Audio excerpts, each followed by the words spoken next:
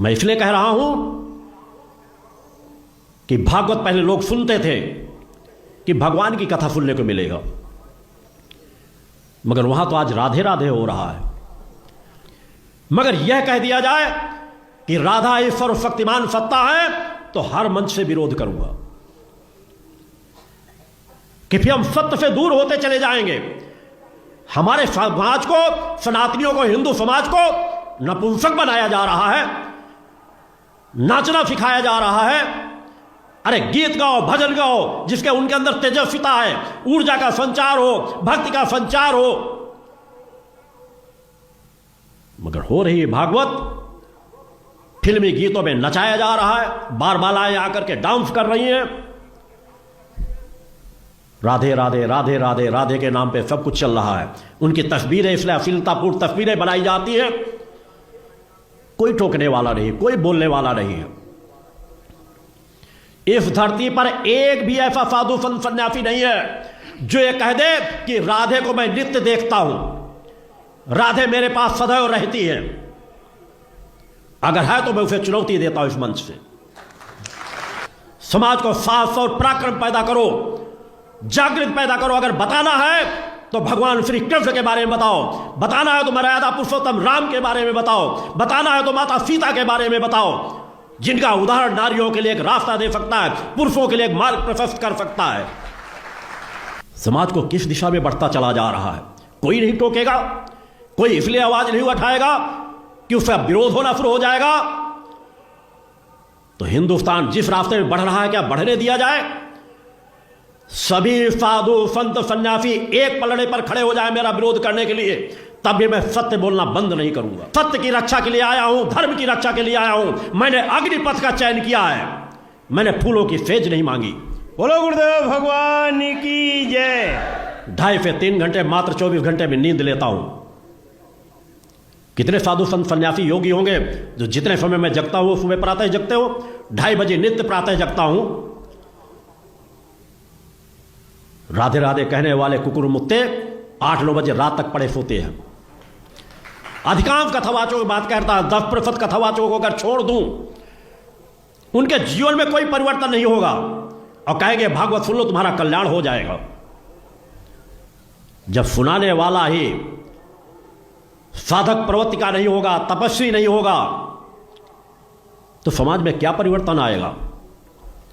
समाज धीरे धीरे पतन के मार्ग में चलता चला जा रहा है। दूसरा चाहता हूं कथावाचकों से, इस मंच से भी, कार्यकर्ता बैठक के मंच से, कि पूरी पुरानी भागवत उठा करके देख लो, राधा नाम का शब्द नहीं होगा। मगर कहते जो दिख रहा है वही बिक रहा है। काल्पनिक चीजों में खोते चले जा रहे हैं। ठीक है, हर काल परिस्थितियों में किसी समय राम ने जन्म लिया, किसी समय कृष्ण ने जन्म लिया, हमारे देव पुरुषों ने जन्म लिया, महापुरुषों ने जन्म लिया। ये हमारे लिए सभी पूज्य हैं, सम्मानित हैं, मगर ये हमारी आत्मा के जननी नहीं हो सकते। न राम हो सकते हैं, न कृष्ण हो सकते हैं। ये हमारे लिए देव पुरुष हैं, हमारे लिए पूज्य हैं, मगर सृष्टि के रचयिता नहीं है। उस माता आदि शक्ति जगन्नी जगदम्बा के चरणों में हजारों लाखों राम और कृष्ण उनके नख में समा जाएंगे। वह है माता आदि शक्ति जगत जननी जगदम्बा। राधा और सीता करोड़ों करोड़ों उनके नख में समा जाएंगी। मगर आज समाज भग रहा है दौड़ में, इसलिए नाचने को मिल रहा है, गाने को मिल रहा है, मनोरंजन हो रहा है, काल्पनिक कहानियां सुनाई जा रही हैं और कथावाचक उसी रास रंग में खोते चले जा रहे हैं। और हम आपस में लाठी चलाएं? अरे वो एक है, वो एक है, वो अनेक है। अनेक होते हुए भी एक है, एक होते हुए भी अनेक है। इस बात को समझो। जब देवी भागवत, तो देवी ही सब कुछ है, देवी के ही अंश से राधा है। समझिए आप, जब हम वृंदावन से बोलेंगे तो राधा के अंश से देवी है। जब आप शिव पुराण से बोलेंगे तो शिव के अंश से हरि है, और जब भागवत पुराण से बोलेंगे तो हरि के अंश से शिव है। आप इस बात को समझिए। जब लीला का बात, लीला प्रसंग आएगी तो उसमें भेद हो जाते हैं। जैसे ब्रह्म ऋषियों ने विचार किया कि इन 3 महान भगवत स्वरूपों में कौन सबसे बड़ा है। क्या उन ब्रह्म ऋषियों को पता नहीं कि हरि ही ब्रह्मा है, ब्रह्मा हरि ही शिव है? शिव ब्रह्मा और हरि में किंचित मात्र भेद नहीं। स्वयं भगवान बोले मैं ही हर हूं, मैं ही विधि हूं, मैं ही हरि रूप हूं, जगह जगह वर्णन है। लेकिन जब भृगु जी परीक्षा के लिए गए तो ब्रह्मा जी के सामने जाके ऐसे खड़े हो गए। यह भद्रता है गुरुजनों के सामने ऐसे खड़े होना, ऐसे नहीं खड़े हुआ जाता, ये अभद्रता कही जाती। गुरुजनों के सामने सावधानी पूर्वक हाथ जोड़कर या बहुत नम्र ऐसे। अब वो गए ऐसे खड़े हो गए। ब्रह्मा जी ने कहा तो सभा की मर्यादा के विरुद्ध है, पर भृगु जी उनके पुत्र हैं, थोड़ा गुस्सा आया पर शांत रहे। शंकर जी के पास गए, बोले आओ भाई, बहुत दिनों बाद आगमन हुआ भृगु जी से। बोले हम तुम्हारे गले नहीं लगते, परम पवित्र रहते हैं। उठाया त्रिशूल उन्होंने, हमको। भृगु जी शांत होकर के वहां, और भगवान हरि के पास गए, सैया में पड़े हुए थे, सीधे लात मारी जाके, सीधे छाती पे लात। भगवान उठे और कहा मुझे पता नहीं था आप आ रहे हो, नहीं आपकी अगवानी करता, और चरण दाबने लगे। बोले आपके चरण बहुत कोमल है, मेरी छाती बहुत कठोर, कहीं चोट तो नहीं लग गई। और आज के बाद जब जब अवतार भी लेंगे तब तक आपका भृगु चरण चिन्ह ये हमारे छाती पे बना रहेगा, ये हमारा बड़ा सौभाग्य हो। आंसू आ गए भृगु जी के। अब आप क्या कहेंगे? कोई छोटा बड़ा नहीं, जब लीला होती है और एक ही तत्व है तो रंगमंच पर वही सब रूप धारण किए, जगन नाटक वही भवा, इस बात को सब। पर जब हम किशोरी जी की बात कहेंगे तो किशोरी जी के अंश से सब शक्तियां हैं, और जब आप दुर्गा की बात करें तो आपको वहां से दिखाई देगा किशोरी जी दुर्गा जी के अंश है, क्योंकि इधर से अंश वो, उधर से अंश वो उनकी अंशी, वो उनकी अंशी, कोई अंतर नहीं। इधर से हम बोलेंगे श्री कृष्ण के अंश से शिव, और जब शिव पुराण में पढ़ोगे तो शिव जी के अंश से श्री कृष्ण।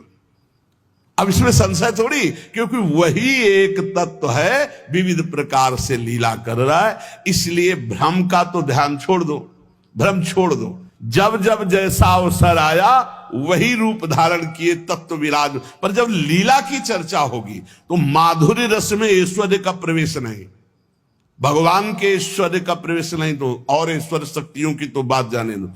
कभी आपको कोई भी शास्त्र मिला हो कि ब्रज में सुदर्शन चक्र का प्रयोग भगवान ने किया या प्रवेश हुआ, तो हमें बताना। ब्रज में तो आप थोड़ा ऐश्वर्य की झलक दिखा दिए, अंतर ध्यान हो गए, लेकिन निकुंज में कहीं नहीं कि अंतर ध्यान की लीला एक बार भी हुई हो। निकुंज में बताना पूरे वाणियों को पढ़ करके। अब जो निकुंज रस है इसमें कहीं वर्णन नहीं है कि अष्टभुजा का प्रवेश है या षोडश भुजा का। हमारी ही श्री जी सब अंशों से है, लेकिन ऐश्वर्य रूप नहीं, ये महामाधुर्य रूप है। इसी महामाधुर्य की महिमा की हम उपासना करते तो हमारे लिए हमारा उपास्य देव सर्वश्रेष्ठ है। और जब उपास्य देव की सर्वश्रेष्ठता की लीला में देखते हैं तब ये वर्णन आता है कि अनंत शक्तियां, देखो भगवान शिव ने स्वयं वर्णन किया कि ये जो अनंत शक्तियां तत्कला कोटि कोट्यंसा दुर्गाद्यस्त्र गुणात्मिका। अब देखिए वही प्रभु है शक्ति, वही है शक्तिमान, किंचन मात्र अंतर नहीं। लेकिन प्रभु आदेश करते हैं कि मैं अब अवतार लेने जा रहा हूं, भागवत में पढ़ के देख लेना। तुम हे महाशक्ति बलराम जी का कर्षण करके रोहिणी के गर्भ में डालो, और मैं स्वयं अवतार लो। तुम जाकर नंद बाबा के यहां कन्या रूप से पूरी लीला पढ़ के देख लो। और नाम चामुंडा, कुष्मांडा, दुर्गा आदि तुम्हारे विविध नाम भगवान ने रखे, और तुम सबकी कामना पूर्ण करने वाली होगी। जाओ मेरा आदेश है, ऐसा करो। भगवान ने आदेश किया, शक्ति कार्य कर रही। भगवान की प्राप्ति के लिए उसी शक्ति की आराधना कात्यायनी रूप से गोपिकाएं करते हैं।